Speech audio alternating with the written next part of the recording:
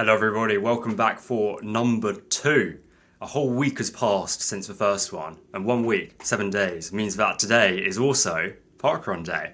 That time has not gone quickly. I spent a lot of time during this week thinking about parkrun. Always got parkrun on my mind. I mean, look at this. And this. Oh, parkrun. Safe to say, I've been thinking about this one for a while. What's making it extra special is that, for the first time ever, parkrun has made the training plan, the university training plan. So the session this Saturday was, or is, 5k steady pace, 5k threshold pace, which is the parkrun itself. For this extra special and momentous occasion, I've got a mate from back home along for the ride. His name is James McLean, and here he is. Hi everyone, I've been enlisted for another edition of Bradley's parkrun vlog. Very much looking forward to it. I've been hearing big things about Uni Parks. So let's go. That pre-parkrun breakfast looking similar to last week. Tried filming with one hand, which is why this is looking a little bit too difficult. So James, Hannah and I were down to volunteer this morning, so it was an early start. We had to get there for 8 a.m. We were on pre-event setup and then barcode scanning and marshalling between us.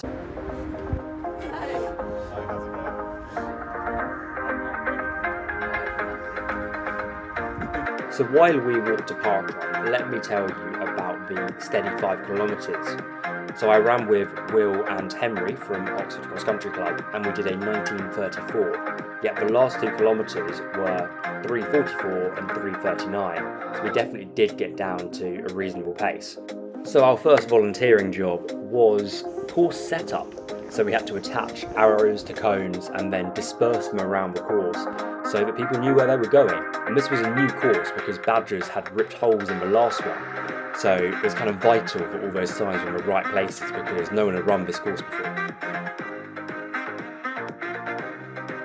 Here are the badger holes and some vlogging tips from Han. Try and find a badger to take a photo with. Couldn't find any badgers, but could find some rather large holes, and it kind of makes sense why parkrun had to change its route. Off we set with our many cones and arrows. And let's skip to assembling before the start. In the name of Tom Barrett, there were some very fast shoes around. So I have to apologise because I do not have very much footage of parkrun itself because my cameraman was marshalling, which of course took priority. But here I am coming through the end of the first lap. I'm in white with a backwards cap. And the first 2k were, I think, 3:20 and 3:13. There are about 3 to 4 of us left at this point. It was right about here, going up the hill, where I put in a bit of an effort to try and get a bit of a gap. Fortunately, it worked. And this is me coming into the end of the second lap, the final lap.